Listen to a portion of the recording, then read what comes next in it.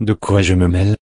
Quelques mois après le référendum britannique en faveur de la sortie de l'Union européenne, le gouvernement irlandais a finalement décidé ce vendredi de faire appel de la décision de Bruxelles de demander à Apple de rembourser à Dublin 13 milliards d'euros d'avantages fiscaux.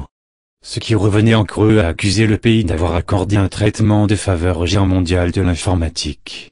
13 milliards d'euros, soit 5% du PIB. Ces 13 milliards d'euros représentent pourtant l'équivalent de 5% du produit intérieur brut, PIB, de l'Irlande, qui se relève tout juste d'une grave crise économique, et la quasi-totalité de son budget annuel pour la santé.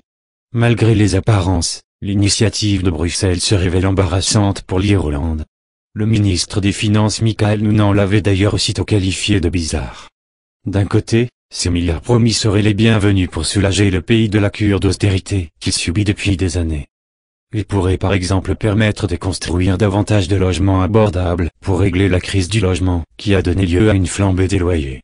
Les multinationales pèsent 10% de la population active, mais d'un autre, l'économie du pays profite énormément du faible taux d'impôt sur les sociétés qui s'établit à 12,5%, l'un des plus bas d'Europe. Pour les partisans de l'appel, le pays ne peut pas se permettre d'affaiblir son attractivité fiscale qui a permis d'attirer les multinationales pharmaceutiques et des nouvelles technologies. Les multinationales présentes en Irlande emploient plus de 170 000 personnes, soit quasiment 10% de la population active. Bruxelles voit les choses sous un autre angle. Apple a enregistré toutes ses ventes en Irlande, y compris celles réalisées dans les autres pays européens, ce qui lui a permis de bénéficier d'un taux d'imposition sur ses bénéfices européens de seulement 1% en 2003. Celui-ci a même diminué jusqu'à 0,005% en 2014, selon la Commission européenne. De la foutaise politique, pour Tim Cook en lançant son pavé dans la mare. Bruxelles a au moins réussi à ébranler le fragile gouvernement de coalition irlandais, dirigé par le parti de centre-droit Fine Gael, mais qui compte plusieurs ministres indépendants et fonctionne sans majorité grâce à un accord avec le principal parti d'opposition Fianna Fáil, qui devrait toutefois soutenir l'appel de cette décision.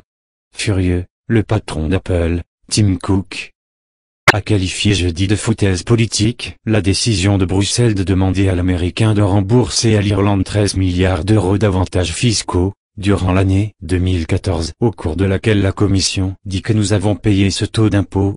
Nous avons en fait payé 400 millions de dollars.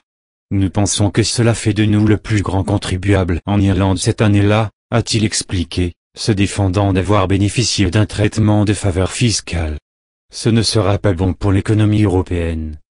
Avait réagi de son côté le secrétaire américain au Trésor Jack Leigh, estimant que la Commission européenne visait des entreprises américaines. Avec 5000 employés et la promesse de 1000 embauches supplémentaires, Apple est désormais le plus grand employeur à Cork, la deuxième plus grande ville d'Irlande.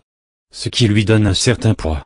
Regardez d'autres vidéos sur site, vidéo.5la.net.